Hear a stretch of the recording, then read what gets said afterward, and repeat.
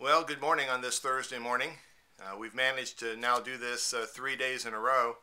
I don't know how much longer we'll be able to keep doing this, but I do appreciate you tuning in, and I hope that what I'm providing for you might be helpful.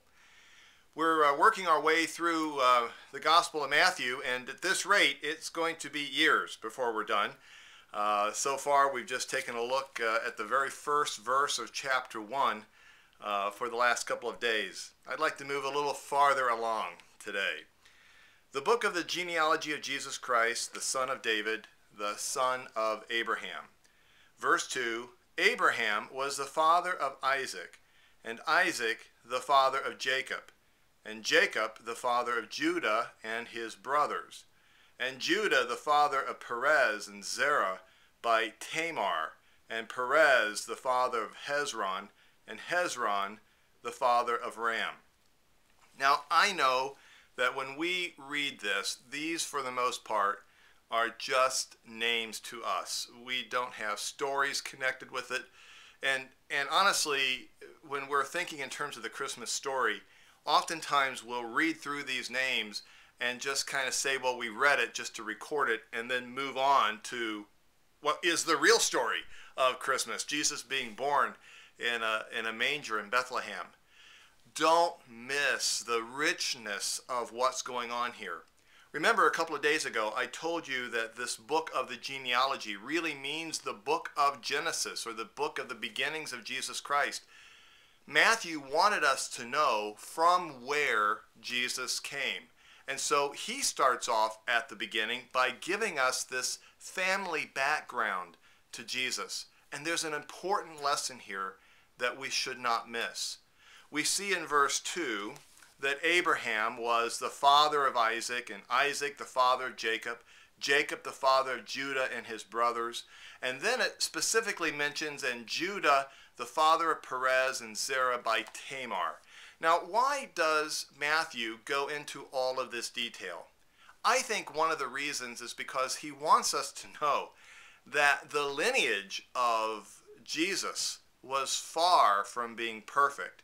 I mean, let's stop and think about some of these characters. And again, I encourage you to go back to the book of Genesis on your own and to study this. But yesterday we talked about Abraham having great faith, but we should also remember that there was a point in Abraham's life where he wanted to help God along a little bit, and became the father of Ishmael 10 years before he became the father of Isaac. And boy, did that create problems in Abraham's family life. Then we also see mentioned here the story of Jacob. That Jacob is also listed in this lineage. And if you read the story of Jacob, you find that Jacob had often been very deceitful. In fact, he conspired with his mother to steal the family birthright from his brother. And then we see this story of Judah and Tamar.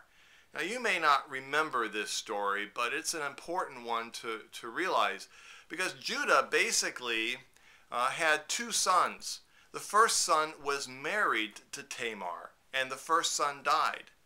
The second son was supposed to carry on his brother's right to have children by Tamar, but the second son didn't want to comply fully. And then the second son died. And then eventually, Judah says to Tamar, live in my house, grow up in my house, and when my youngest son is old enough to marry, I'll give him to you. Well, we find out from the story that when the youngest son grew up, Judah had long since forgotten his promise. And Tamar, wanting to remind his father-in-law of what he had promised her, dresses up like a prostitute at the city gates, and Judah takes her and has her as a prostitute, not knowing that it's his daughter-in-law. And out of this comes a pregnancy of twins, who we see listed here in Matthew as Perez and Zerah by Tamar.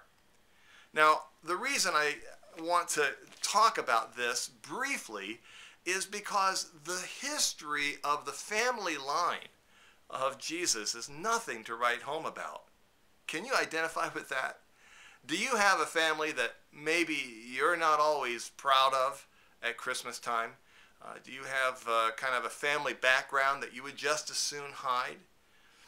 Are you maybe doing something that you think there is no way in the world that God can use what I'm doing?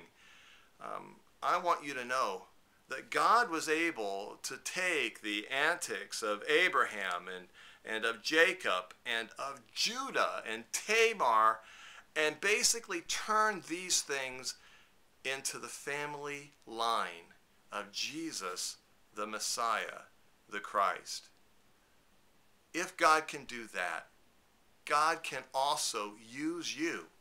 He can use your background. He can use your family. He can turn around the twisted self of who you are, the actions that you're not so proud of, and turn it into the benefit for His kingdom, if you'll simply allow Him to do so. Thanks for listening, and we'll talk to you tomorrow.